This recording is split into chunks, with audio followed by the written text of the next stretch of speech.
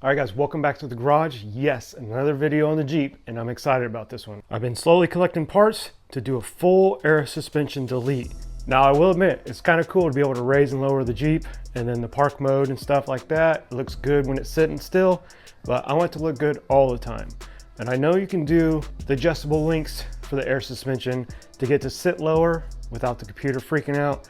But I've noticed the lower it sits, the squishier it is, because there's less air in the air suspension. Some guys even say when you push to off-road 1, it rides the best because it's stiffer.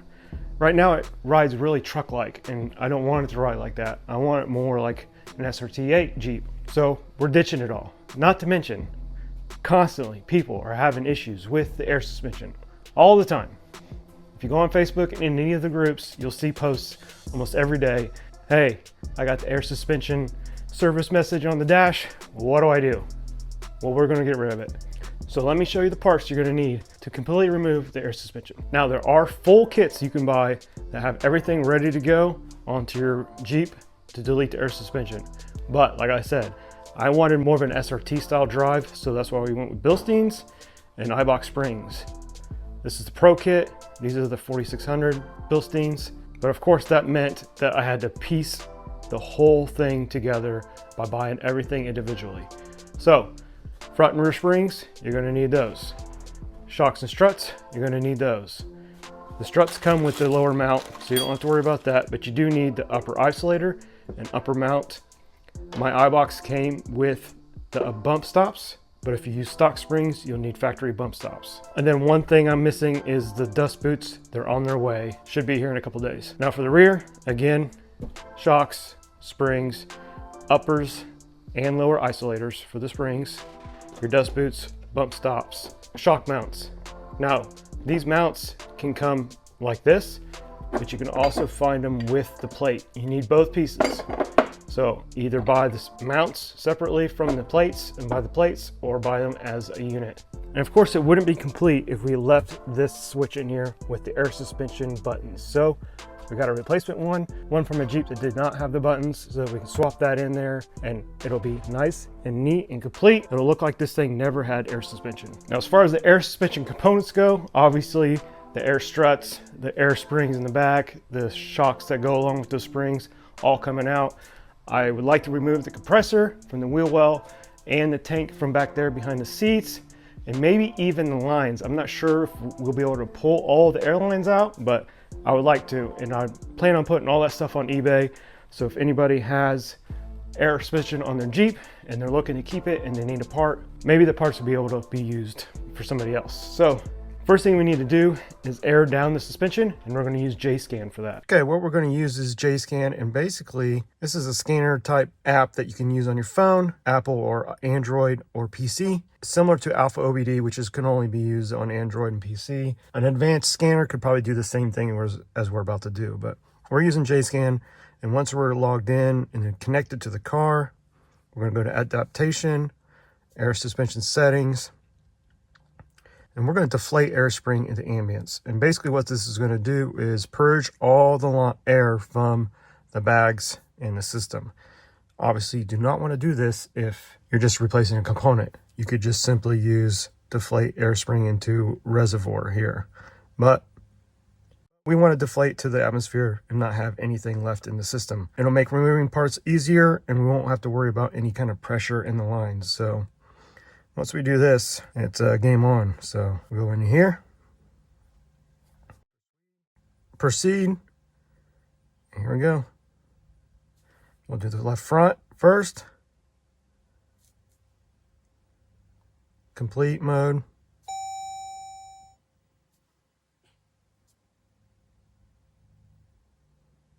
Okay, there it goes, deflating.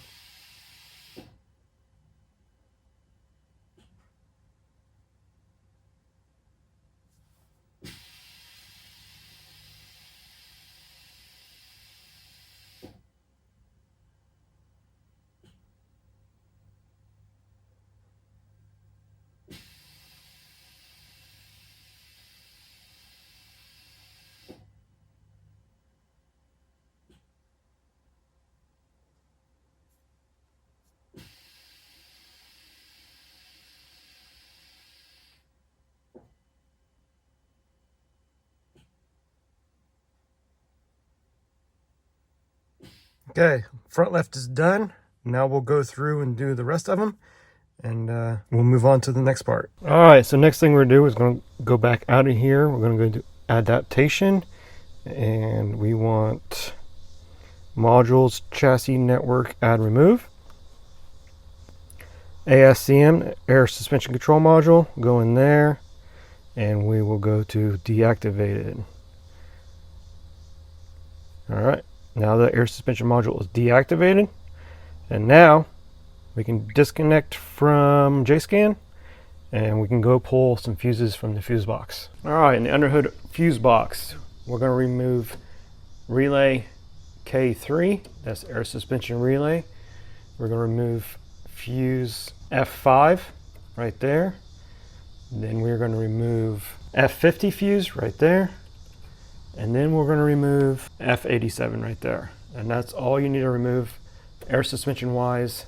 That'll disable everything. Now that we deactivate it with JSCAN, no power is going to the module anymore. You should not get any errors once we delete the air suspension.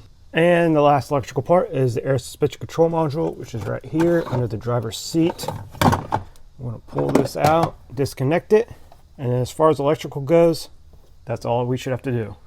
All right, so now that the electrical part is handled, I think next thing we're going to do is remove all the parts. So we'll do the air struts in the front, we'll do the air springs and shocks in the back, we'll do the compressor over there, and the reservoir behind the back seat. So let's get started. All right, this is the first time I've ever worked on a Jeep suspension, so let's learn together. But basically, if you ever worked on any Chrysler vehicle, you know the suspension stuff is usually a mix of 18 and 21 millimeter bolts and nuts. So similar fashion, we got 21 millimeter upper ball joint nut that we'll remove. The tie rod ends 21 millimeter, sway bar length 18, and you got a 24 nut and a 21 millimeter bolt head on the lower strut mount. So we'll remove all that. We're also going to pull the caliper off, and those are 21s. We just pull the whole caliper and bracket off, set it off to the side.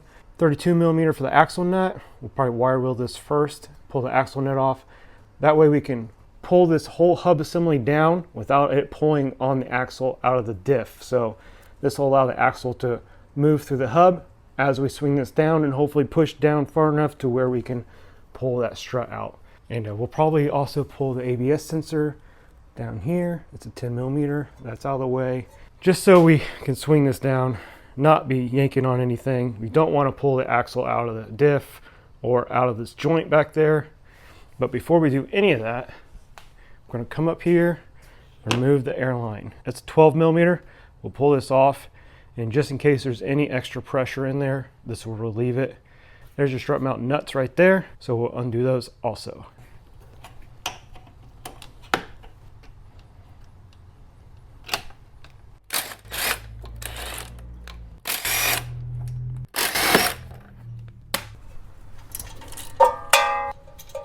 Now a little tip, before you go yanking on this, we're going to try to twist it back and forth.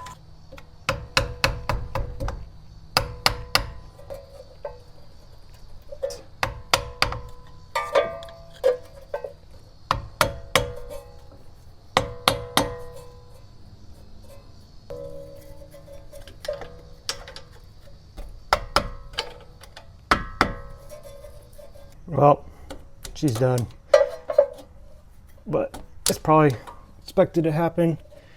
A vehicle with this mileage, it's never been out. It's probably a stock sensor. So what we'll have to do is just drill that out, get the rest of the sensor out of there, and just replace the sensor. But keep that in mind. If you have a high mileage Jeep, likelihood of these sensors ever being out is slim. So they just like to freeze in there. If you don't work them just right and take your time, they snap. It's just inevitable. It's going to happen. Okay, now we can get the caliper and bracket off, and we're just going to relieve some of the pressure off the pads by squeezing them like that on both sides. That'll push in on the pistons. That way the caliper's loose.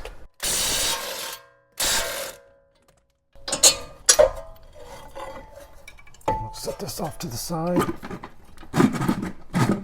Okay, now we'll do this tie rod end. Huh, look at that, came right out of there. That never happens. Next, we'll undo the sway bar. And I think it might be easier to undo the lower link from the control arm. And it's an 18.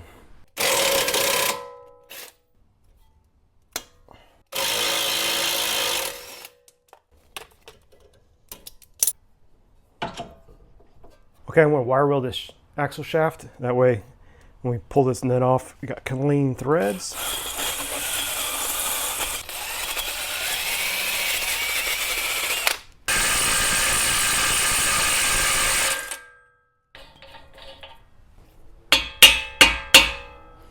Okay, she's free. Next up, upper ball joint.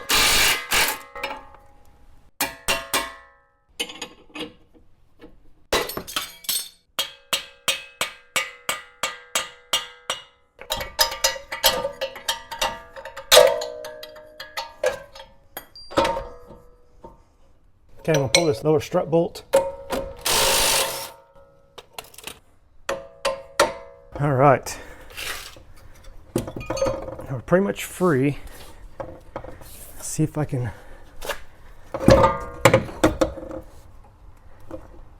get this down far enough. All right, I think the only way to do this is we're gonna have to remove this whole spindle from the control arm. That way the axle can move out of the way and get that strut over the axle. There's just no way to get this down far enough. The axle's trapped. I think if we get the spindle off, we can move the axle and manipulate it enough to get that out of there. All right, that was a pain. That ball joint nut was not wanting to come off, and then the ball joint was unseating from the control arm, so it was just spinning, which makes for a pain in the butt. But I had to use a torch, get that nut real hot, and run it back and forth, and it finally freed up, and we got the knuckle off. So maybe we can finally get this strut out of here.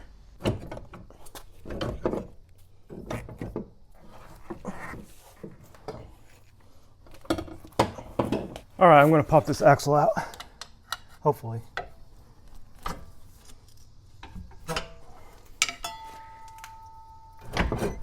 There we go.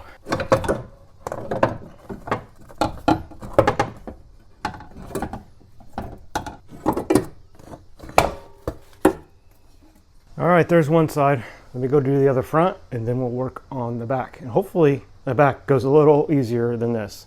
All right, I was able to get the passenger side all ripped apart. Again, I pulled the axle. That's the only way I could see is to pull the strut out is with the axle also. Of course, the spindle and everything.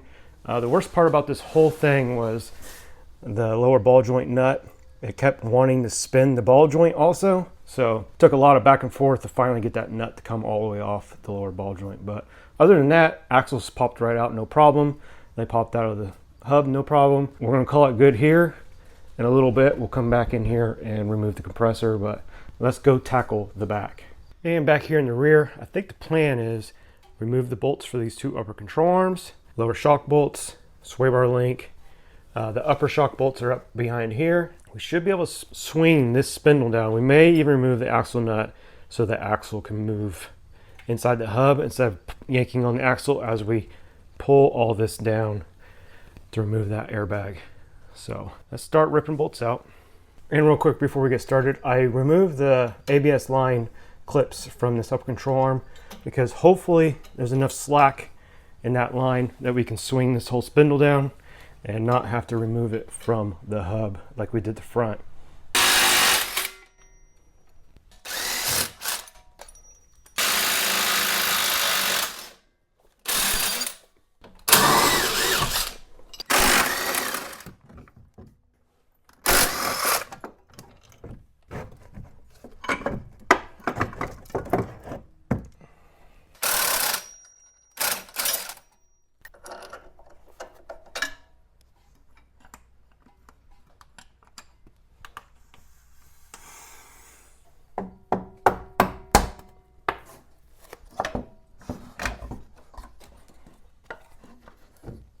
All right, I think we might be good there. It took a lot less things to come apart than the front did. So we did the two upper control arms. Both were 18s, 18 millimeter bolt and nut. We did the end link, which is also an 18. I did have to lift the control arm a little bit to free the stud from the control arm. So we did that. Remember, we unclipped the ABS sensor wires from this upper control arm, just so there's no extra tension on it. Other than that, 12 millimeter for the airline on the airbag, and yeah, airbag came right out. And I think there's plenty of room for the lowering spring to go in. And you saw we took the shock out, which was two 16 millimeters up behind here. Then the lower shock bolt is in 21 on one side and 24 millimeter nut. So that's all we have to do for the rear.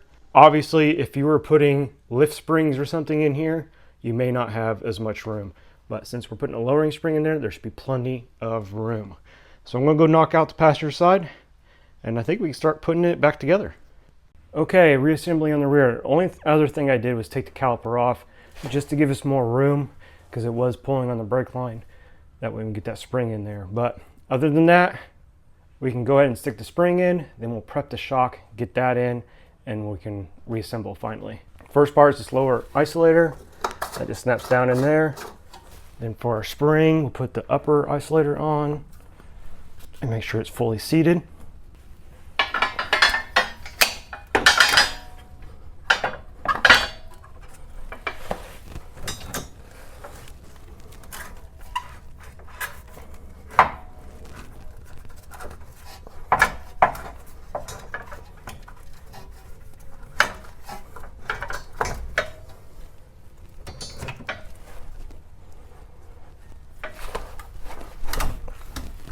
There we go. Now I don't think it matters which direction the spring is sitting as far as rotation. So I just made it so the end was facing out on both sides, and we should call it good there. Okay, for the shock, first we'll stick the boot on the upper mount. Just like that. Then on the shock, place the bump stop in. Place that sleeve there. Then the mount, and start our nut. Now to tighten the nut, what I'm using is a pass-through socket set. On these Bilsteins, it is an 18 millimeter nut, and then the shaft of the shock is a 6 millimeter. So what we're going to do is put that on there, then we'll put our Allen to the shaft of the shock, and we can start tightening down the nut. The goal here is to keep the shaft of the shock from spinning as you tighten the nut.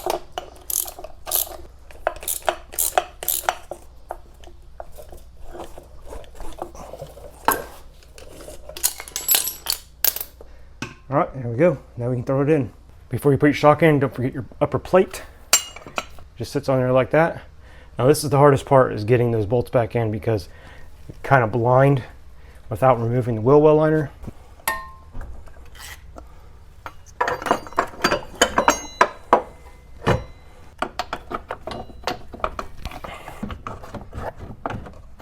Okay, now we're going to start jacking the whole assembly up.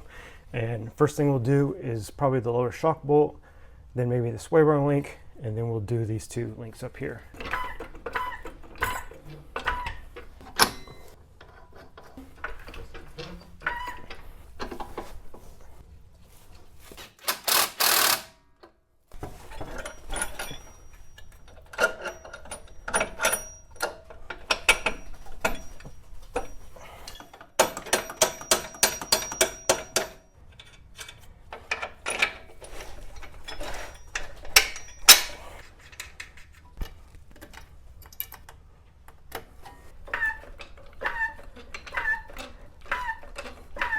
Okay, now that I got the suspension compressed as far as it'll go, it's starting to lift off the jack stand, I can go ahead and tighten everything. I wanted everything to be under a load before we tighten all those bolts that go through rubber bushings.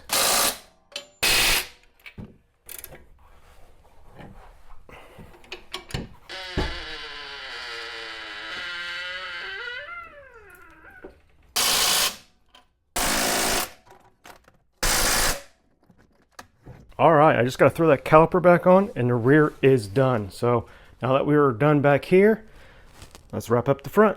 Okay, strut assembly. If you're using Bilsteins, you'll have this sleeve and then your lower isolator. The sleeve has a groove in it and it fits right on there, just like that. And then this also has a groove, and it sits on there like that. Just like that. So it seats right on the strut perfectly. Then for the upper strut mount, you will have your dust boot, and that'll slide into the upper isolator like this. Okay. And then this slides over that. Pay attention to these notches in the upper isolator because it fits the studs.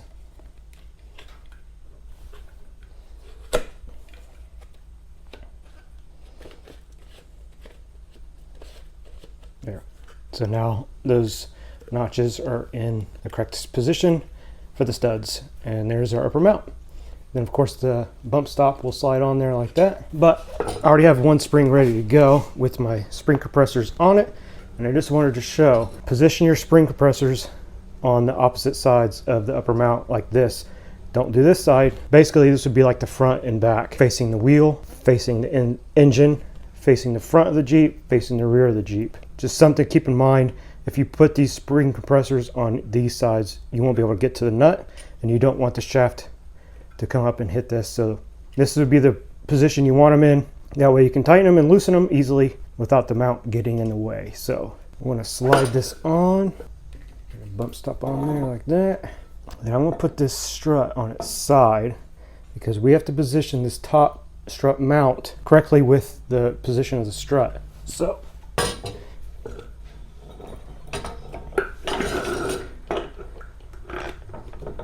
just like that. I think I kind of want it right there. So we'll thread our nut on. And I want to double check to make sure I got this where I want it before I go cranking down. Make sure the spring is seated in the strut mount correctly, like that. I think that's good right there.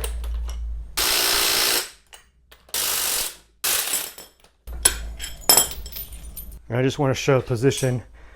Say this is facing the wheel. There's the curvature of the lower strut mount. This would be the front of the Jeep. This would be the back of the Jeep. And that's how the mount sits. Now you still can spin this whole assembly on the strut. So don't freak out if it's not perfect. There's still movement. You can twist this whole spring assembly on the strut. So just get it close and then tweak it once it's in the Jeep.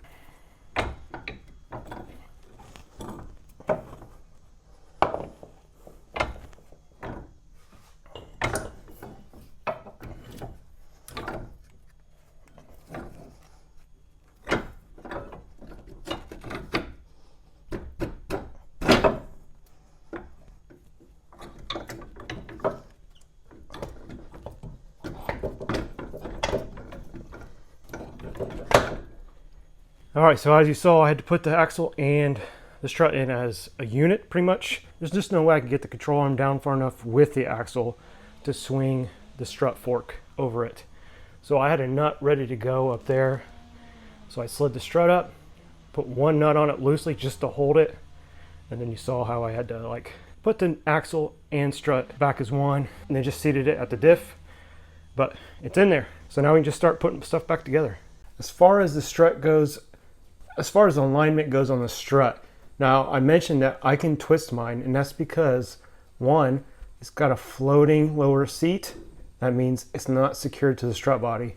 Also, this is a lowering spring, so there's less pressure on the upper and lower mounts. So that allows me to turn this. If your strut does not have a floating seat and it's welded to the body, you will not be able to reposition it once you get it in here. So you have to get the alignment of the lower strut fork and upper mount perfect before you put it back in here. So keep that in mind. Another thing that might limit the movement if you have a floating lower spring mount is what springs you have. If you have a stock replacement spring in there or a lift spring, that's going to put a lot more tension on this lower seat, and you still may not be able to twist it. So I just want to clear that up. My situation with the Bilstein strut and the Eibach lowering springs, I can twist the strut body to align it with the lower control arm. You may not be able to if you have a different setup. Also, when it comes to putting the strut in, with the axle. My situation again, there's just no way I could get enough pressure down on the control arm and the axle to get the strut fork over it. If you have a buddy, somebody can step on this and push it down, you may be able to do it. Again, my situation, it just made more sense to pull the axles out with the struts. Yeah, it's a pain in the butt, but it worked. All right, we need to get that broken ABS sensor out of the hub so we can get this back on the Jeep. I'm gonna pull these bolts so I can pull this cover and hopefully just push it out. Okay, you can see it right there.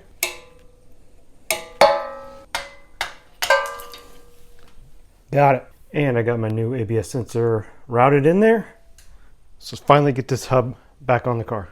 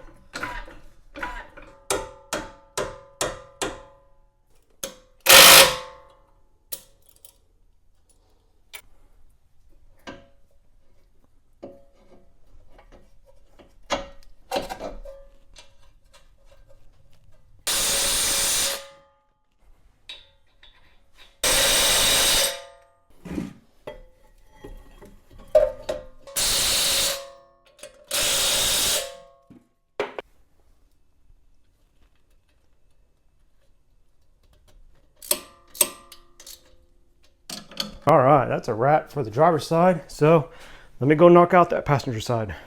All right, passenger side is buttoned up. Don't forget your strut mount bolts on the top here. And then also the lower strut mount bolt right there.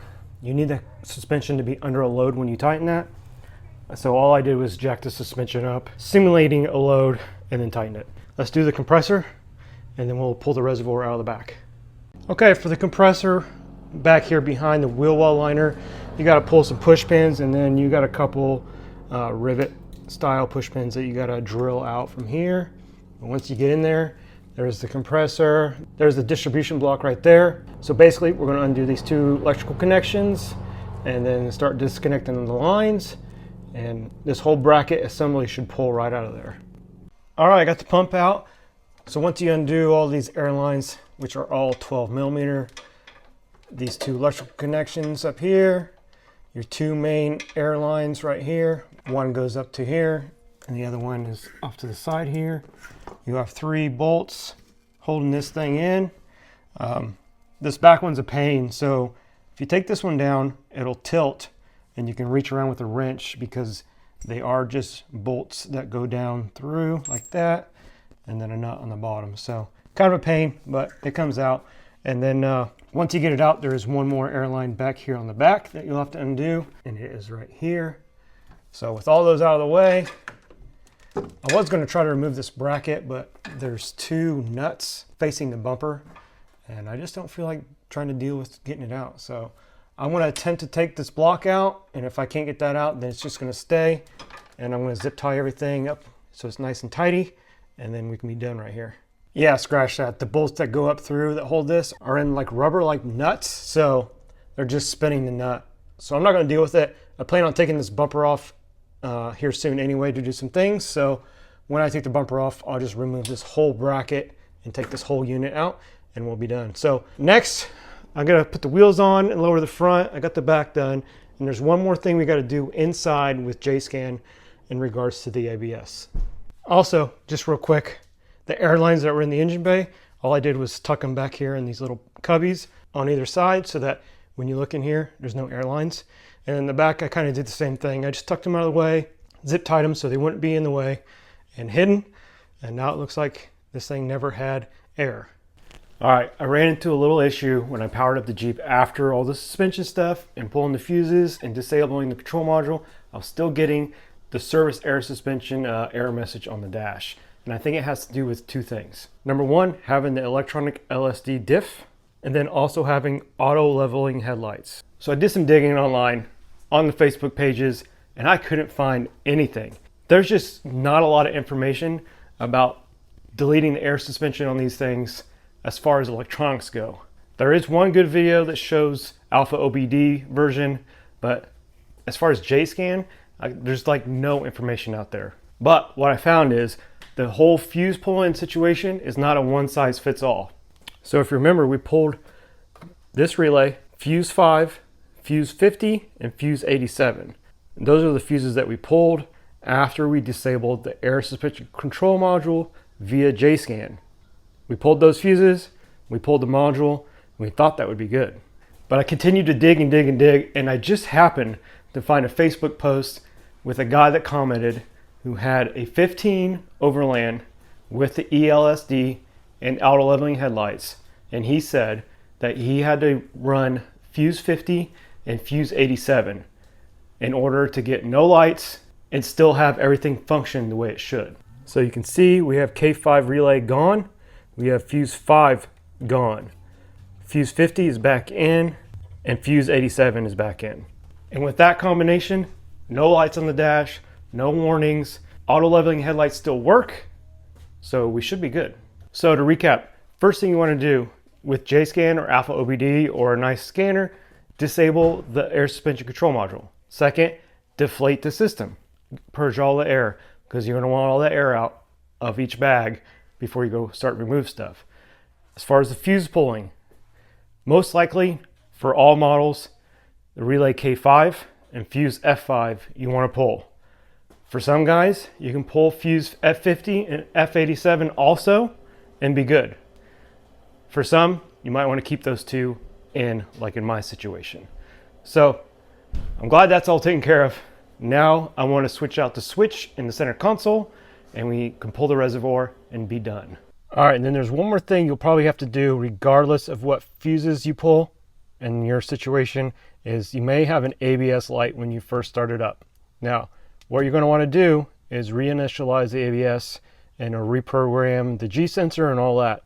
So in JSCAN, you go to adaptations again, then you'll scroll down to tire and axle settings, and then in there you'll see the ABS initialization button, and you just follow the prompts, go through that, it'll reset the ABS, and you should have no more ABS light. All right, now to get this switch in here, we got to pull this plate. But before we can pull this plate, we got to pull the shifter. And basically, you just come in here and this top snaps off. And I think there's a T30 in here, and the rest of the shifter will pull off. And then we can just pull this plate up and swap the switches.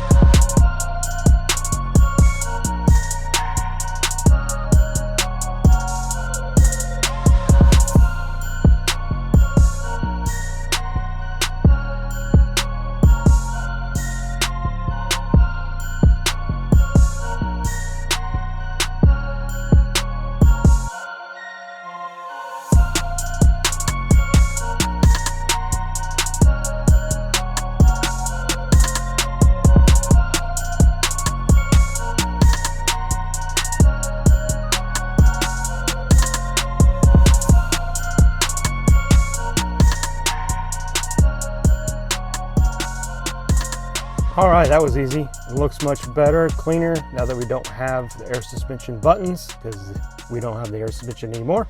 Also, and you guys know if we can switch to the 16 and up shifter, where it's like, has the illumination down here, and you actually have to put it in the gears instead of just slapping this around. I would really like to switch to that shifter, but I'm curious if it's just a plug and play situation where you get the bezel in the shifter or what. So if you know, let me know.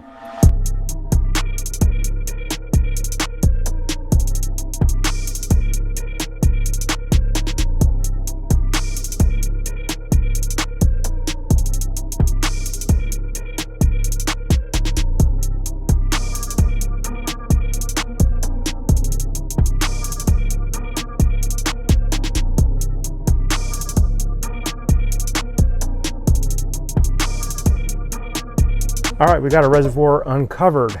Now that cargo tray has two 10mm nuts up there and then two 7mm up here on each side. And then here's our reservoir. We got a 12mm airline, just like the other ones. And these are 5.5s for the clamp. So I'm gonna loosen this one up and then we'll undo these clamps. We can pull the reservoir out and pull these clamps out and put everything back together.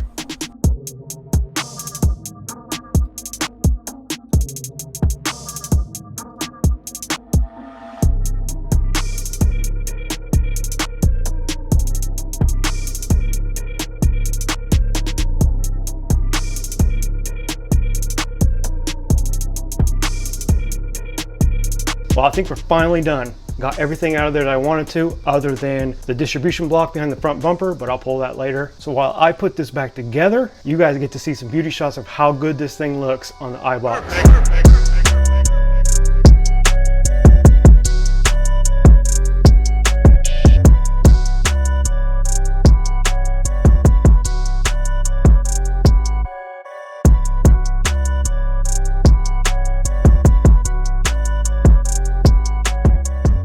All right, so what do you guys think? How's it look?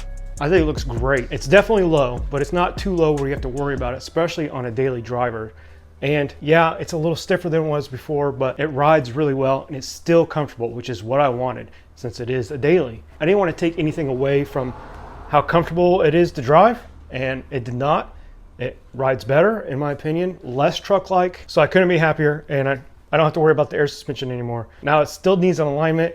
It's got a lot of camber in the front and the back. There is some adjustability as it sits stock, so we'll see how much the alignment guy can dial out of it. If I have to go to adjustable arms in the back or something, that's just something I'll have to do later. But hopefully this guide will help somebody out there who's wanting to delete the suspension, just because, like I said, there's just not a lot of information out there, especially when it comes to the electronic side. I know a lot of it's just nuts and bolts, swapping out parts, but at least we covered all the electronics. But if anybody's doing this and they have issues and they want to reach out, just reach out and I'll try to help as best as I can. But appreciate you guys for watching. That's going to do it for this one. If you're interested in videos like this, do-it-yourself content, how-tos, hit the subscribe button, don't forget the bell, and I'll see you guys on the next one.